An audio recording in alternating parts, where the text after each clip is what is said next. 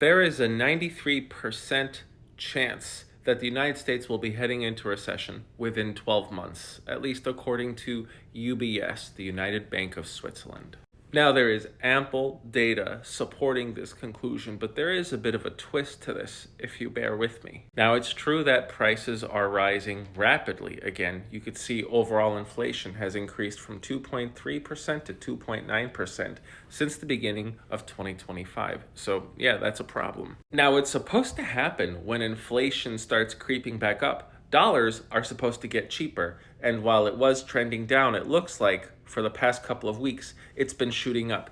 You do not want dollars to get more expensive along with prices going in the same direction. That's a great way to bankrupt a lot of people. And yes, bankruptcies are a good sign of a recession, but we can see here, no, bankruptcies may have been rising from 2022, but since 2025, they've been flat or even dropping. So, okay, maybe bankruptcies don't show us that we're in a recession. That's good. And if you take a look at the S&P 500, the Dow Jones Industrial Average, or the NASDAQ, they have all been trending up consistently. So the markets aren't reflecting any kind of recession either. But of course, the markets don't accurately reflect the entirety of the US economy. In fact, the broadest measure for the US economy is looking at our GDP, the gross domestic product. And when they have two consecutive periods of GDP contracting, you can officially say that we are in a recession.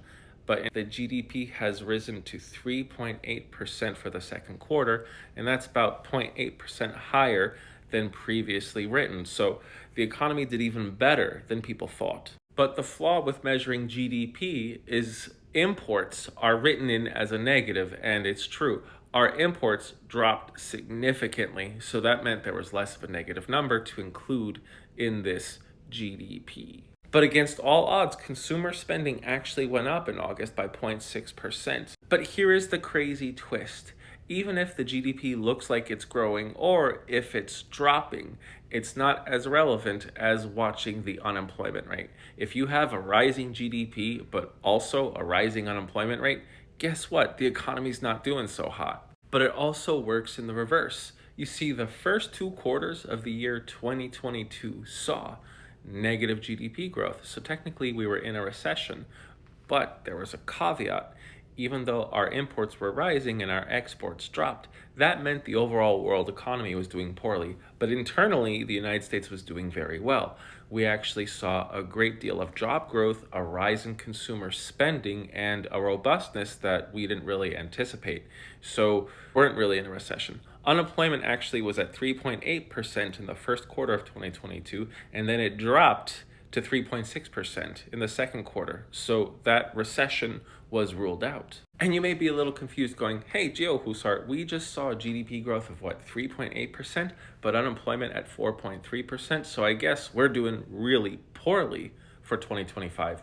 But there is a revision, and here's the twist. That huge jump to unemployment, 4.3%, actually begun in March of 2024. And the only reason why we're finding out today, or at least a few weeks ago, is it takes a very long time to actually measure unemployment. So when the Bureau of Labor Statistics gives their first estimate for unemployment, it really is just that. It's an estimate. They take a bunch of samples and they're relying on previous trends. They're not factoring in changes in trends like what was happening in 2024. The trend towards unemployment was actually going up. And that's why in September 9th of this year, job growth was revised down by 911,000 jobs from March of 2024 to March of this year. Meaning that unemployment isn't this administration's fault. But if unemployment keeps increasing, yeah, it's absolutely this administration's fault. But if unemployment drops, this administration also gets the credit, whether you like it or not. So this whole 93% recession probability, I really am not giving it all that much credit, especially because it's from UBS. Switzerland has a bunch of its own banking problems, especially with the Credit Suisse collapse that happened a couple years ago, that is still impacting the overall Swiss economy. Switzerland lost most of its prestige of being that one great banking center. Now it's more likely that Singapore is that place. And I haven't heard any predictions of a recession from the Bank of Singapore, so let's not hold our breath just yet. I also want to make a correction to a post I made on September 6th, about 3 or 4 days before we got the jobs revision data, where I said the US economy wasn't looking very good because of the high unemployment figure. Well, that's corrected now because of the 911,000 job correction. It makes it look less likely that we are inevitably heading towards a recession. I said less likely, not impossible, because nobody knows the future. Speaking of nobody knowing the future, I spoke with economist Christopher Clark about whether or not we would have an inevitable recession in the beginning of 2025, and he said it wasn't very likely. He suggested that maybe we would just have an economic slowdown and maybe a mild recession. And so far, he's 100% on the money. I am the Geo Husar. Let me know what makes you think whether or not we are in a recession. Thanks for watching.